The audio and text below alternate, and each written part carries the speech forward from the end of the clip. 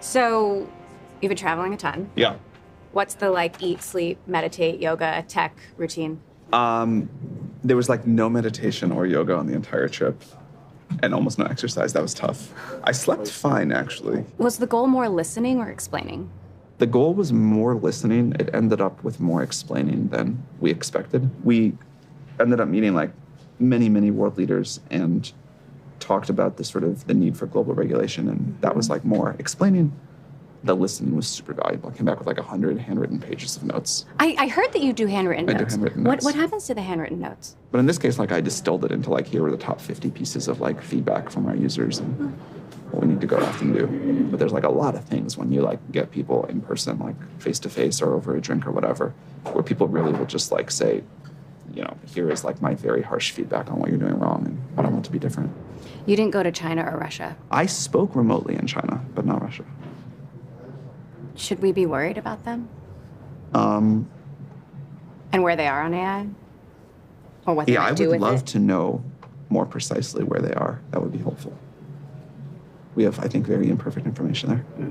So how has ChatGPT changed your own behavior? There's like a lot of like little ways and then kind of like one big thought. The little ways are, like on this trip, for example, the translation was like a lifesaver. I also use it if I'm trying to like write something, which I write a lot to never publish, just like for my own thinking. And I find that I like write faster and can think more somehow. So it's like a great unsticking tool. But then the big way is I see the path towards like this just being like my super assistant for all of my cognitive work.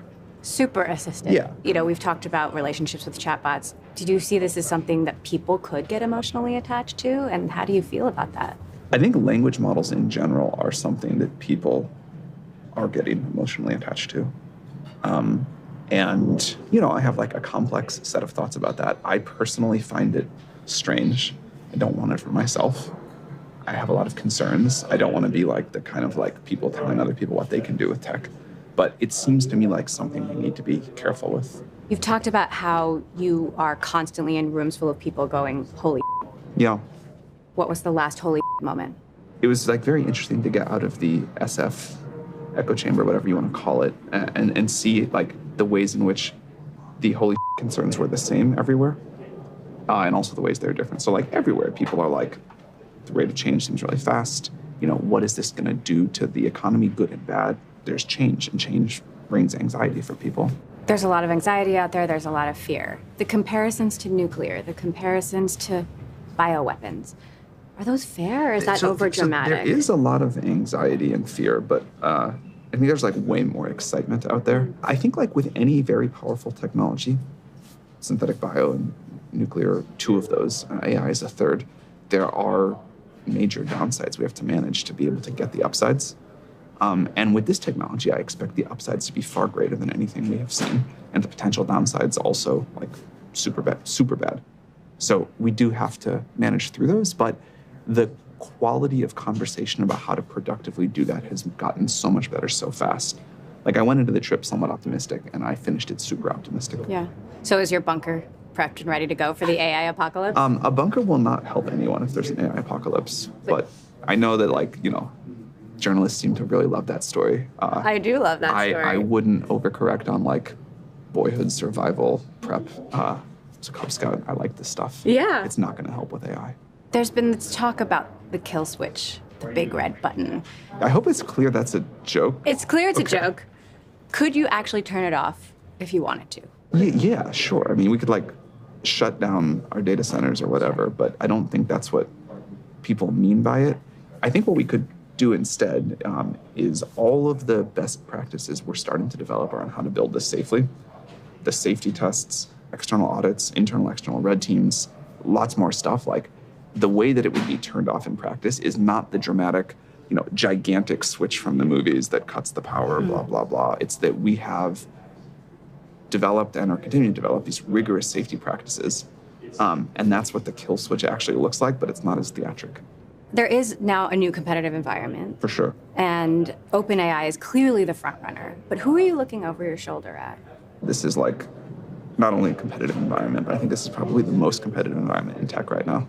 So we're sort of like looking at everybody, but I always, given my background in startups, I directionally worry more about the people that we don't even know to look at yet that could come up with some really new idea we missed. How would you describe your relationship with Satya Nadella, how much control they have? I've heard people say, Microsoft's just going to buy OpenAI. You're just making big tech bigger. Company's not for sale. I don't know how to be more clear than that. We have a great relationship with them. I think it's that these big major partnerships between tech companies usually don't work.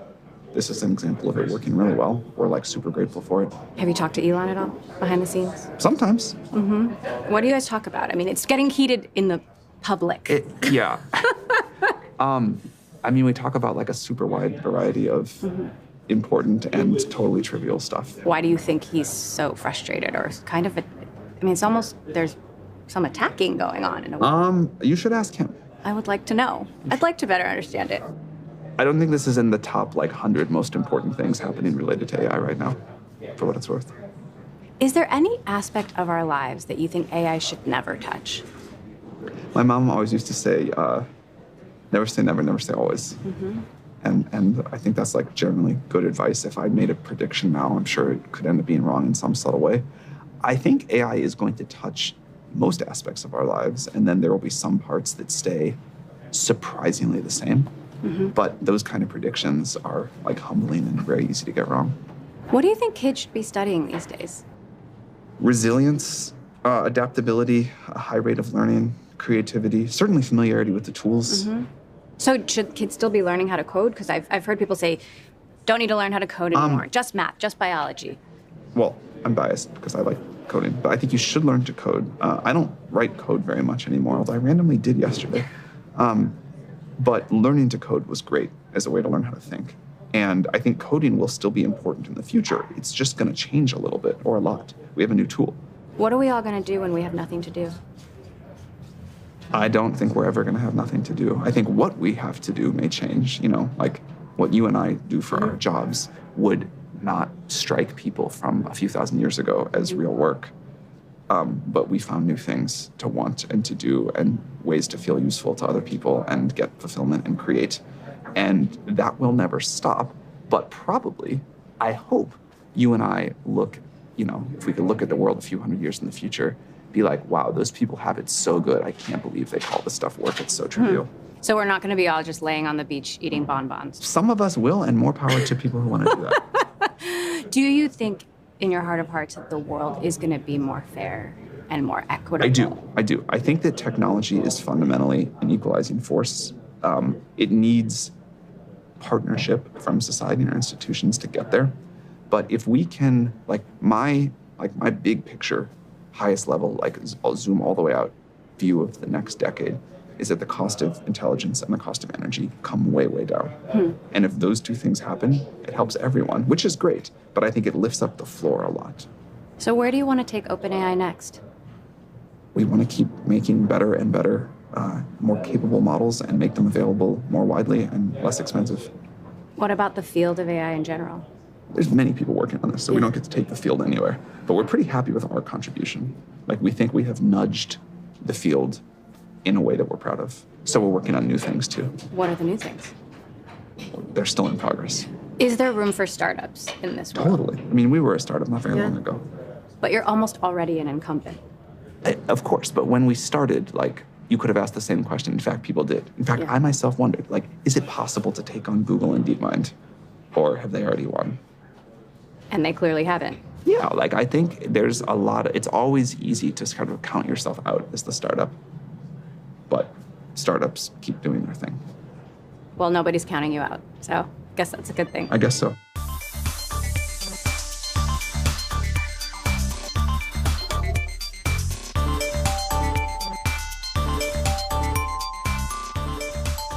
The one and only person who's going to be deciding our futures.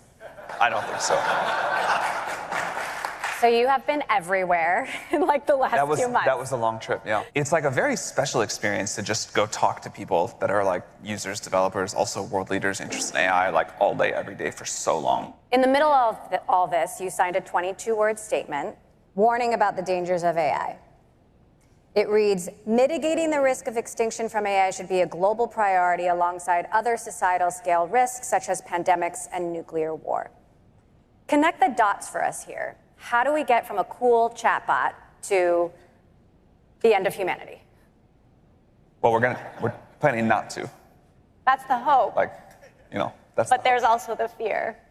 I think there's many ways it could go wrong, but we work with powerful technology that can be used in dangerous ways very frequently in the world. And I think we've developed over the decades good safety system practices in many categories. It's not perfect, and this won't be perfect either. Things will go wrong. The main thing that I feel is important about this technology is that we are on an exponential curve, and a relatively steep one. And human intuition for exponential curves is really bad in general. It clearly was not that important in our evolutionary history. And so I think we have to, given that we all have that weakness, I think we have to really push ourselves to say, okay, GPT-4, not a risk like you're talking about there, but how sure are we that GPT-9 won't be? And if it might be, even if there's a small percentage chance of it being really bad, that deserves great care. And if there is that small percentage chance, why keep doing this at all? Why not stop? A bunch of reasons. I think I think that the upsides here are tremendous. The opportunity for everyone on Earth to have a better quality education than basically anyone can get today. That seems really important, and that'd be a bad thing to stop. Medical care and what's I think going to happen there, and making that available truly globally. That's going to be transformative. The scientific progress we're going to see. I'm a big believer that real sustainable improvements in quality of life come from scientific and technological progress, and I think we're going to have a lot more of that. So there are all the obvious benefits, and I think it'd be good to end poverty, but we got to manage through the risk to get there. I also think at this point, given how much people see the economic benefits and potential, no company could stop it. I think even you would acknowledge you have an incredible amount of power at this moment in time. Why should we trust you? You shouldn't. I don't, as you know me for a long time, public talking, I'd rather be in the office working. But I think at this moment in time, people deserve basically as much time asking questions as they want, and I'm trying to show up and do it. But more to that, no one person should be trusted here. The board can fire me. I think that's important. I think the board over time needs to get democratized to all of humanity. There's many ways that could be implemented. We think this technology, the benefits, the access to it, the governance of it, belongs to humanity as a whole. If this really works, it's quite a powerful technology, and you should not trust one company and certainly not one person with it.